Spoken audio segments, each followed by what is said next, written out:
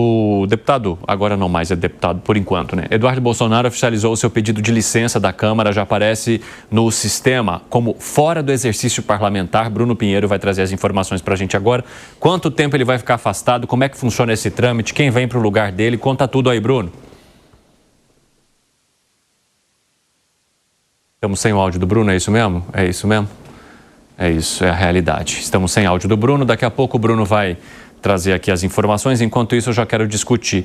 Ô Zé Maria Trindade, a partir do momento em que há oficialização, aí sim o Congresso Nacional já pode fazer as movimentações de suplência e a pessoa que vai permanecer no lugar dele, inclusive recebendo o salário de deputado, porque ao se afastar, ele também abre mão dos rendimentos, né? Existem alguns casos aqui de afastamento, né? Por exemplo, nesse caso de 120 dias, aí se convoca o suplente. Já foi convocado o pastor Olímpio, ele já foi deputado aqui por 3 mandatos, já foi vereador da Igreja Mundial, exatamente, da Igreja Mundial, pastor da Igreja Mundial. E a pregação dele é mesmo na lei, ele é do PL, mesmo na linha do deputado licenciado, esse é o nome, né? Eduardo Bolsonaro. O nome dele já aparece na página da Câmara dos Deputados como não exercício, né? Então, oficialmente, ele já está licenciado e já existem casos, inclusive, do José Disseu, que era ministro-chefe da Casa Civil e foi cassado por irregularidades praticadas como ministro-chefe da Casa Civil e não como deputado. Então, ele continua deputado licenciado, mas ele não pode fugir da condição de decoro parlamentar de um parlamentar, mesmo que esteja licenciado. O novo deputado, ele é o segundo suplente, o primeiro assumiu na vaga do Derrite, ele vai assumir, em tese ele poderá demitir todo o gabinete, porque o gabinete de um deputado ele é demissível a hora que o deputado quiser. Mas eu entendo que, por saber de 120 dias, ele não vai dispensar toda a equipe do Eduardo Bolsonaro, ele vai manter alguns, não sei, isso depende exatamente dele. Já foi convocado para fazer o juramento. Toda primeira vez que se assume, é preciso fazer o julgamento. A segunda não precisa mais. Mas já foi convocado o pastor Olímpio e, portanto, a qualquer momento ele pode já chegar e assumir o mandato. Há um debate, inclusive ali na família, se Eduardo Bolsonaro fez o melhor ficando nos Estados Unidos. Mas, de qualquer maneira, é uma visão que cada um vai ter que fazer essa avaliação e das repercussões disso. E a gente vai precisar esperar também os próximos capítulos, né, para entender de que jeito que atuaria Eduardo Bolsonaro nos Estados Unidos, quais seriam as consequências, se ele de fato atingirá os objetivos que ele disse que tem ao permanecer lá. Como é que você avalia, Gani?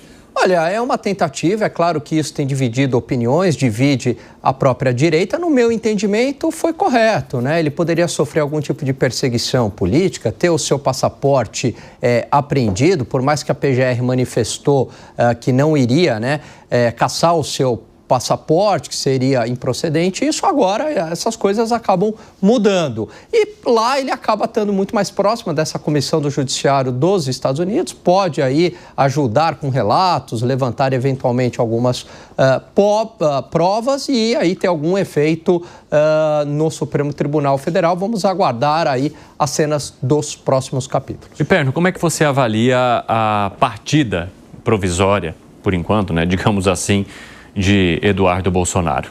Bom, o deputado Dudu Fujão, ele claramente jogou para a torcida. Veja, a gente está falando do mesmo parlamentar que, alguns anos atrás, disse que para fechar o STF seriam necessários apenas 2 cabos e um soldado, né?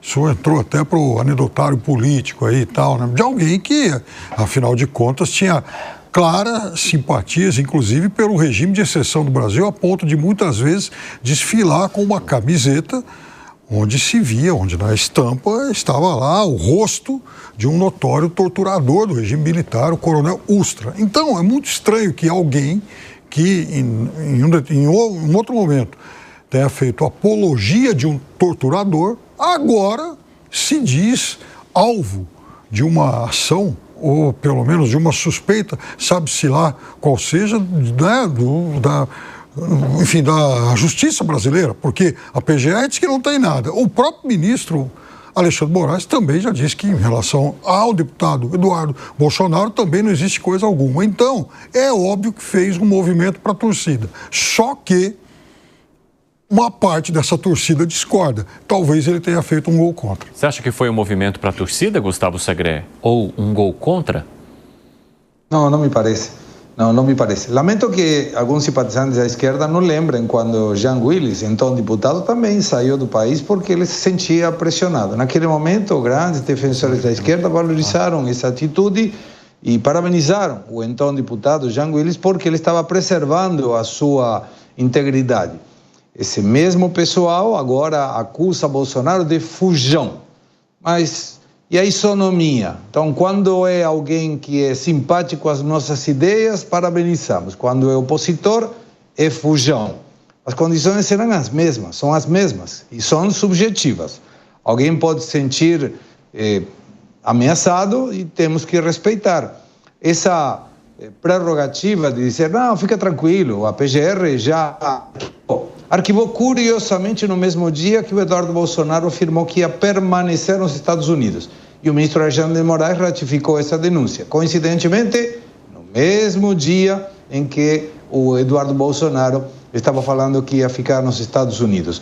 Hoje saiu uma notícia muito interessante que o presidente Trump vai penalizar, sancionar a ex-presidente Cristina Fernández de Kirchner, seus filhos e outro dos seus ministros, Julio Devido, por corrupção, porque esses processos nos Estados Unidos não foram apagados e não tem problema de absolutamente nada. Será que o Eduardo Bolsonaro não poderá trazer essa isonomia com a Argentina para tentar penalizar pessoas que participaram de casos de corrupção no passado no Brasil?